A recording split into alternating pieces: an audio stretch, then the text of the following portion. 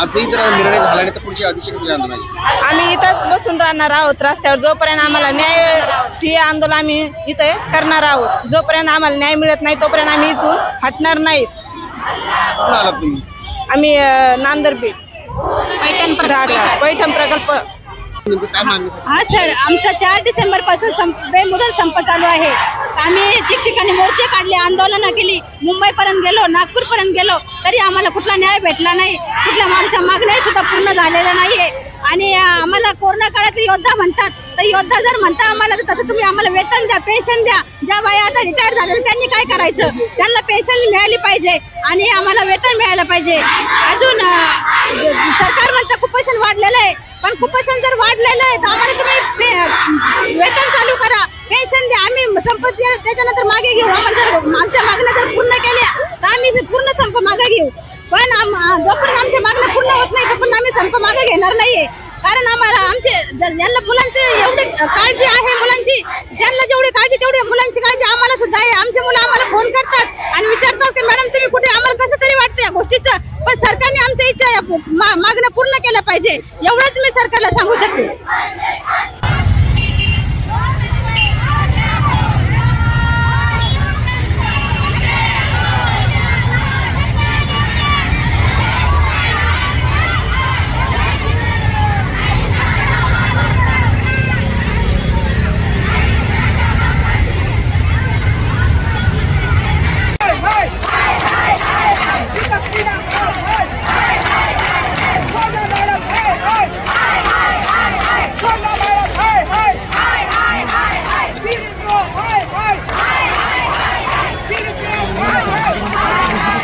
आम्ही 15 नोव्हेंबरला नोटीस दिली मंत्रालयात.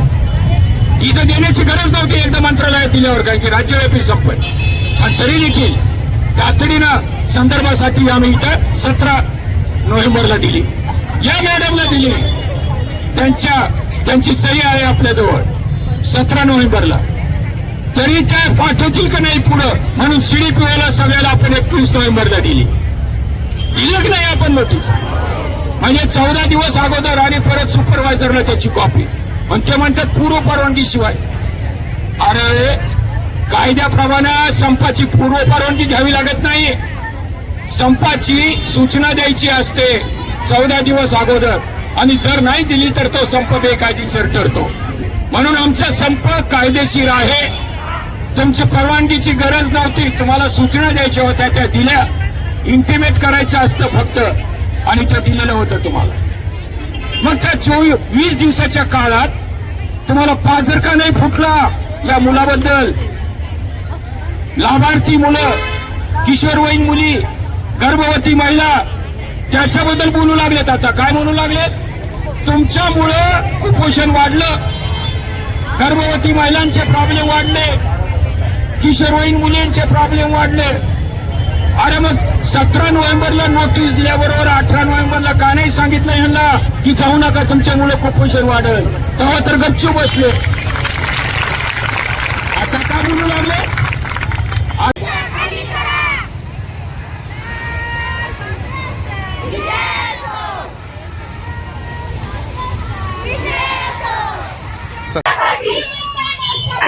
काय सांगा, सकाळपासून तुम्ही निघलेले आहेत आणि काय मागण्या तुझ्या? आमच्या मागण्या अशा आहेत, आम्ही सकाळी 7 वाजल्यापासून निघलो तर आम्ही जेवलेले सुद्धा नाही आहेत. आता 2-2.5 झालेत. हा सरकार हॉटेलमध्ये 80च्या हॉटेलमध्ये बसून सनीना जेवण करतो आणि आम्ही असे रस्त्यावर बसून सनी जेवण करतो. ह्या सरकारला लाज वाटत नाही की महिला उन्हात तानामध्ये रस्त्यावर जेवण करतात, हे करतात, याचं काहीच त्याला मोबदला नाहीये. पण सरकारने आमच्या मान्य करावा आणि आम्हाला काम रुजू करून घ्यावं. पण आमच्या 40 दिवस झालेत आमच्या संपाला. आमच्या तरी आमच्या काही महिला याच्यातून दगावले आहेत. तसं आता आम्ही पण आता आत्महत्या करून घ्यावं का?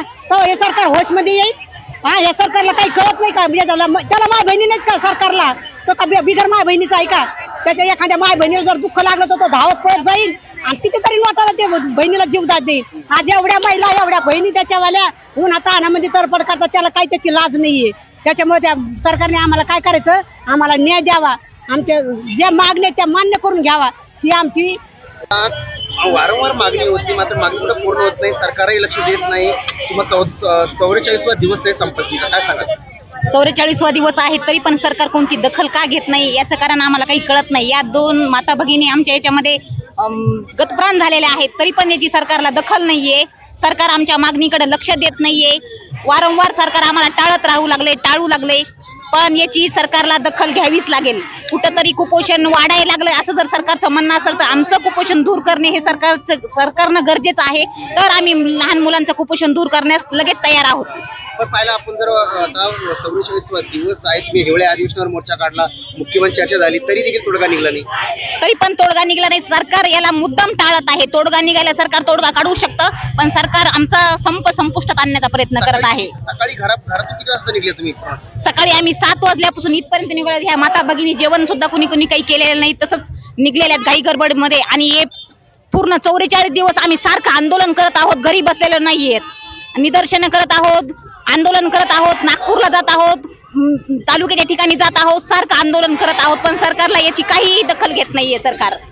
सकाळपासून बाहेर